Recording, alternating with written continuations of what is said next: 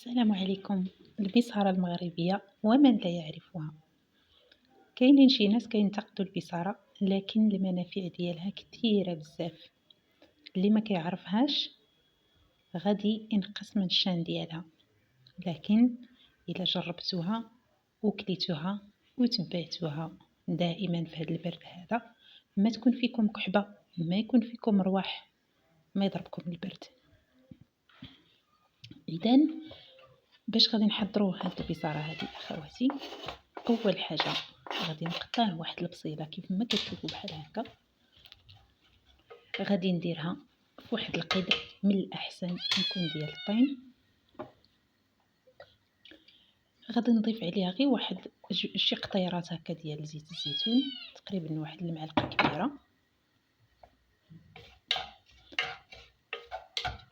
غادي نصهدها واحد شويه غير تبدا هاد البصله هادي كتهبط، ولا كتبدا كتبدل اللون ديالها شي شويه.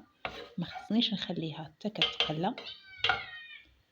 غادي ناخذ المكون الرئيسي ديالي اللي هو الجلبانه الخضراء اللي يابسه،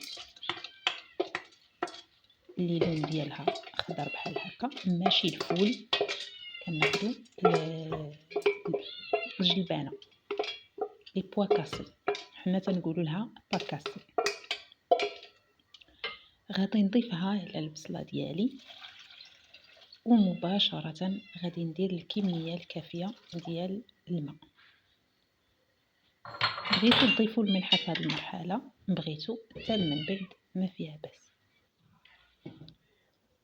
ملي كطيب ليا هذيك الجلبانه اولا الفاصوليا اليابسه اللي ما عرفش بالنسبه للهجات الاخرين، غادي نضيف هنايا البطاطا الحلوه. هنا درت غير حبه واحده. غادي نضيف خيزو او الجزر مقطع حتى هو على هذا الشكل هذا. من بعد بالنسبه للتوابل، غادي نضيف اولا 3 د الحبات ديال الثومه ولا 3 د الريوس ديال الثومه، الفصوص عفوا. غادي نضيف النافع وحبه حلاوه. هادو مفيدين اخواتي، مفيدين. النافع وحبه حلاوه مفيدين، كيفتحوا الشهيه ومفيدين بزاف للقولون العصبي والمعده حتى هي. غنضيف الزنجبيل او سكنجبير، ومن بعد غادي نضيف واحد الكميه ديال الملحه بطبيعه الحال الا ما كنتش ضفتها في الاول. غادي نضيف شي شويه ديال الكمون. من بعد في هذه المرحله هذه غادي نكثر شي شويه زيت الزيتون، حيت في الاول ديك الكميه اللي درت غير باش ما تبقاش تفيض ليا الطنجره ديالي. صافي دابا غادي نسد عليها. ملي كيطيب ليا خيزو اللي ضفت في الاخير هو البطاطا الحلوه، غادي نطحن بهذا الميكسور هذا. كنطحن مزيان مزيان حتى كنحصل على البصاره على هذا الشكل هذا.